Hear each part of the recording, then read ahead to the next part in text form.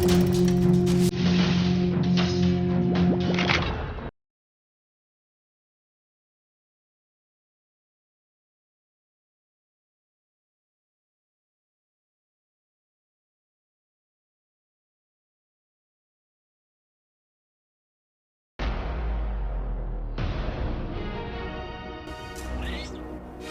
Hi Ben, nice to meet you. Likewise, nice to meet you. So first of all, congratulations. I enjoyed the episodes very much. It's a surprisingly funny show, and I love that. A lot of that fun comes from Yorick, your character.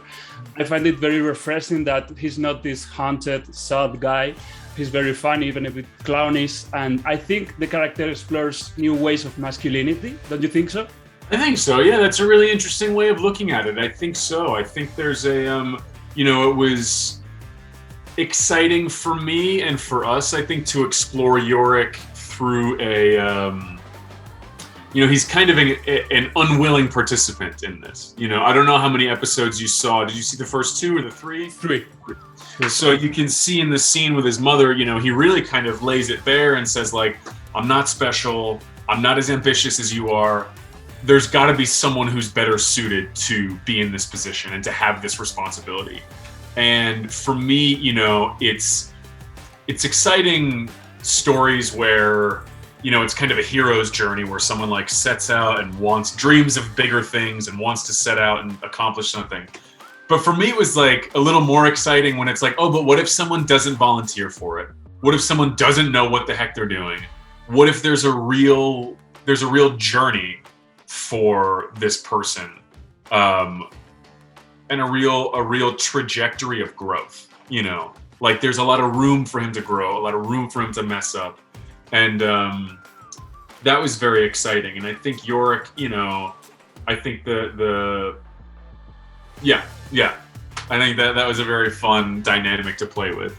Yorick feels like almost a supporting role, while her mother, played by Diane Lane, feels like the protagonist. That's a change from the comics. Is that going to be the status quo of the show? I mean, the show, the adaptation that we've made is definitely a very strong ensemble piece. So it's gonna remain a strong ensemble. And I think one of the things that's so exciting about it is you have all of these kind of disparate but connected storylines that you get to follow, and all of these characters who have the time to really, we get to take our time with these characters to really weave these relationships through, their relationships to each other and themselves, their relationships to this new world that they find themselves in. And so, yeah, I think that's one of the things that's really exciting. And it's nice because you do get a sense of, you get a chance to have a part of the storyline that, like you said, maybe is a little more comical, a little funnier storyline that's a little more haunted and haunting, and then see how those things shift and those focuses change. But yeah, it's going to maintain its the strength in the ensemble throughout. That's the game plan. I wonder if you had some input from Brian K. Vaughan, who wrote the comics, before or during the whole process of adaptation, and if so, how were those conversations? I think Brian and Eli Clark, our showrunner, they will have communicated quite regularly. And from my understanding, Brian was just, and has been just so supportive and so excited and really thrilled that the adaptation is in the hands of Eli, and also very supportive of Eli's, of the changes that Eli has made and in her adaptation of it. And I think any adaptation is a conversation, between the source material and the adapter and the adaptation itself.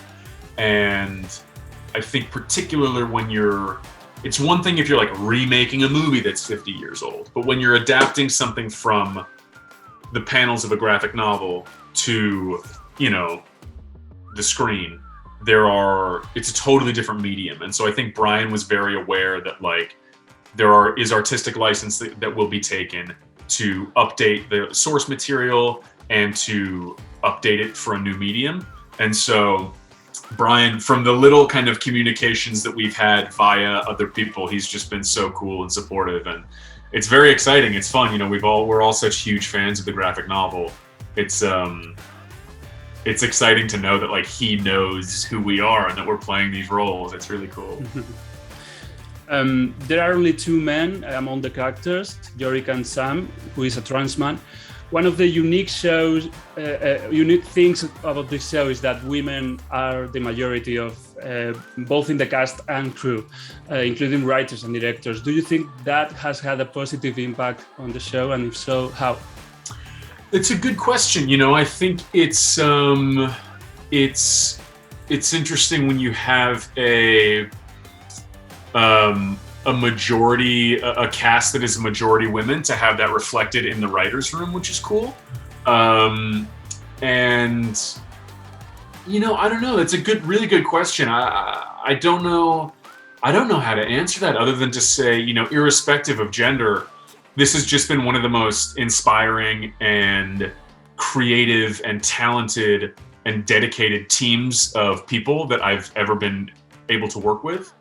And I mean, that's a credit to them as individuals, but it's been a real, I think that's the best way I can answer that. Okay, thank you. The comics gave many theories about why all the mammals with Y chromosome die and Yorick and Sam survive, but it didn't actually say if one of them was right. What do you think the show will do about this? And do you have a favorite theory? I mean, it's tough because I've read the graphic novel, so I kind of know like some of the strands that it goes down, and so I can't give a theory because it'll be too colored by what I've read. But it is just it's just such an exciting kind of, just an exciting launching point. And it's all of a sudden when you ask a question like that, it begs 1,000 more questions. And so I find it's just a very exciting framework for a story to be told, and for drama to unfold, and for comedy and romance and suspense to unfold. And I think that's what people are really gonna find when they tune into the show. And I'm just really proud of the show and excited to share it with people. Están hambrientas, enfadadas, aterradas. Volveremos a levantarnos unidos.